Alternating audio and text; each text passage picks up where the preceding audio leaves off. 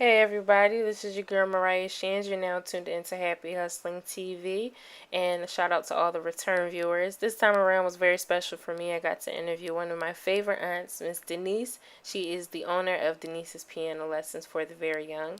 And towards the end of the video, as always, I'll have how you can get into contact with her if you're interested in putting your little one through her school. She has a few different services that she offers. Again, guys, thanks for tuning in. Hope you like it. My name is Denise, and the name of my business is Denise's Piano Lessons for the Very Young. I've been playing music since I was 9, and I've been teaching music for probably 30 years. I started taking piano lessons when I was about 9, and then I started teaching when I was a young adult. I always knew I wanted to teach. I didn't know that I was going to be doing music. I was kind of at a crossroads I've been teaching all along, but I decided to go into it full time as much as I could around 5 or 6 years ago. And I just made the decision to try to go into it just completely full time. Absolutely love it. I think it's one of the best decisions I have ever made. Yeah, it's definitely my passion. I just love teaching in general, but there's something about music and seeing an end goal and getting and helping them to work through a piece or help them to develop their repertoire and then to be able to share their music with other people. It's just very, very fulfilling. So that's the part that I love about it. I teach piano and violin, and I also teach guitar, and I have taught flute and drums, although I don't currently have any flute or drum students. Currently I just teach children, and my specialty is the very, very little ones, so that's why I have the name Denise's Piano Lessons for the Very Young. So a lot of them started out little, okay. And now some of my little ones that started out are now reaching the age of like 10 or and they don't want to leave yet, so but they're still little, so I don't think I need to change the name yet. I can start them as young as 2.5. As now I do have a little one who's 2, and I started him slightly younger than 2 because I was teaching his older brother and he was kind of watching, so I just decided to try him. What I discovered is that he was watching and absorbing everything. And so when I finally did start teaching him a few months ago, I found that he was grasping a lot of the concepts really, really quickly, and he was just loving it and really enjoying it. I wouldn't say that it's easier or more challenging to teach them whether they're younger or older. The challenge is helping them to develop their technical skills, because I'm really into good technique. So that would be the challenge. I mean, the other challenge is getting them to maybe stay focused sometimes. But sometimes when they're done, they're just done. Like they'll just fall out and roll over or something. Like, okay, that's my cue. They're finished. So I kind of take their lead a lot too. If they seem to be enjoying the lesson, then I just continue. But when they're that young, when they're done, like they're done. It's like, oh, would you like to try this? And they're like, no. So you're like, okay. Okay, we're done. You just kind of go with it, and I have to be super, super creative when I'm teaching.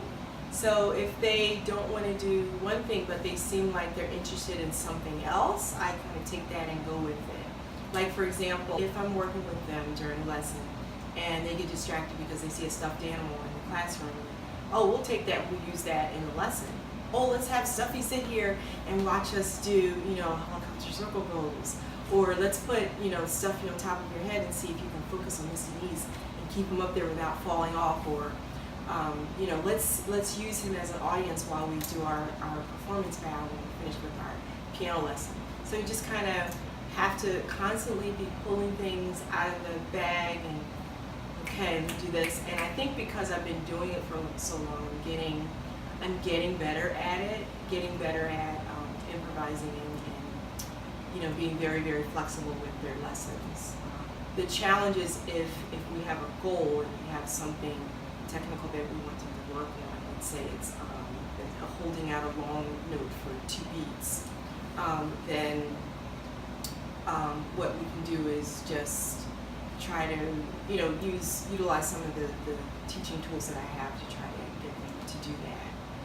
And if they're not into it that day, then just put that on file, maybe come back to it next week. And you have to constantly be creative and always coming up with stuff and always have new things ready for them, because if you have the same thing over and over, like, they're not buying it. Like, okay, we did that last week and we're doing that again. Like, so I use a lot of resources. I use Amazon a whole lot, probably more than I should.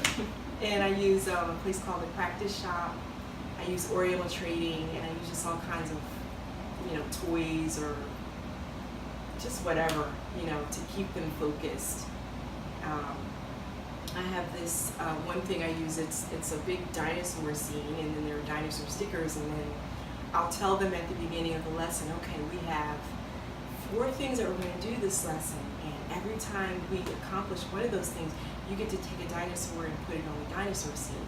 So they look forward to that, and it helps to keep them focused, and it helps them to want to try to do their best, because they're like, oh wow, I do a good job with this, and I'll get a dinosaur. But it's not just that; it's also helping them to feel like, wow, I did a great job, and not just because I'm going to get this dinosaur, am I going to do a good job with this? I'm doing it because while I'm playing this note, and it sounds really, really beautiful.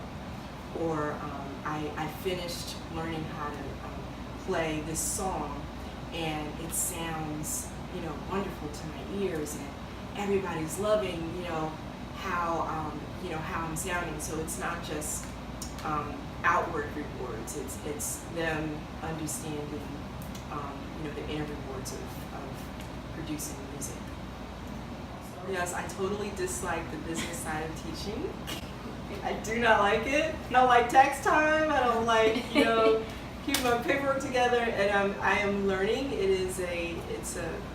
I'm making progress in that area, but it is definitely a learning process for me. Like, I go in there at the end of the year, and the tax lady just looks at me like, okay. It's just like, but I'm getting better at that, and keeping my, keeping the business side of things very organized. Yeah, so I'm learning, getting there. But I'm on several, forums, piano forums, and I try to keep up with the latest techniques. So I have some people that I look up to and that I go to for advice. I have a couple of method books that I use, and I try to keep in touch with some of the authors, and then there are training workshops that I try to attend whenever I can. So my name is Denise Nix, and you can contact me by Facebook, www.facebook.com/Denise's Piano Lessons for the Very Young, or you can contact me via email, DeniseNixPiano@AOL.com. That's DENISENIX@AOL.com. Thank you. You're welcome. That's it.